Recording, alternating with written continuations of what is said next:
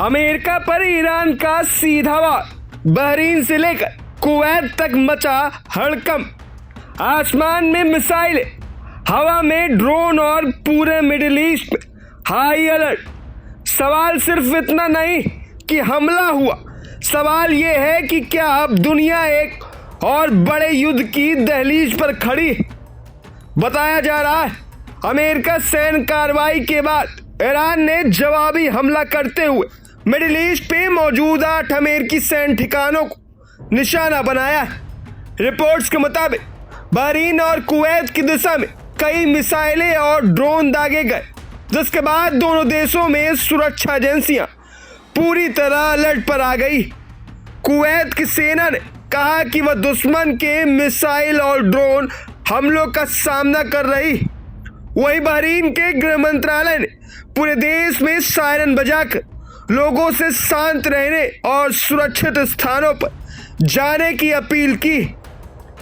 दूसरी ओर अमेरिकी अधिकारियों का कहना है कि अब तक किसी अमेरिकी सैनिक के हताहत होने की सूचना नहीं और सैन्य ठिकानों को कोई बड़ा नुकसान नहीं पहुंचा है।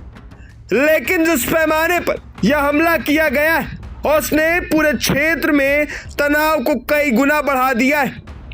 ईरान की ओर से इसे हालिया अमेरिकी हमलों का निर्णायक जवाब बताया गया है।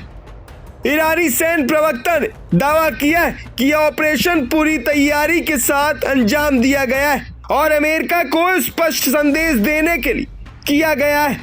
इस बीच ईरान ने एक और बड़ा बयान देते हुए कहा कि वह हॉर्मुज जलडमरू मध्य में समुद्री यातायात को नियंत्रित करेगा।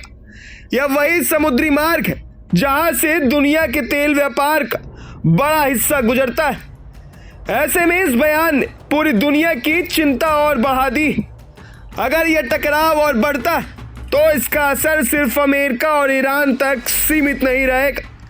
तेल की कीमतें, वैश्विक व्यापार, शेयर बाजार और कई देशों की अर्थव्यवस्था इसकी चपेट में आ सकती है। दुनिया के कई देश हालात पर लगातार नजर बनाए हुए।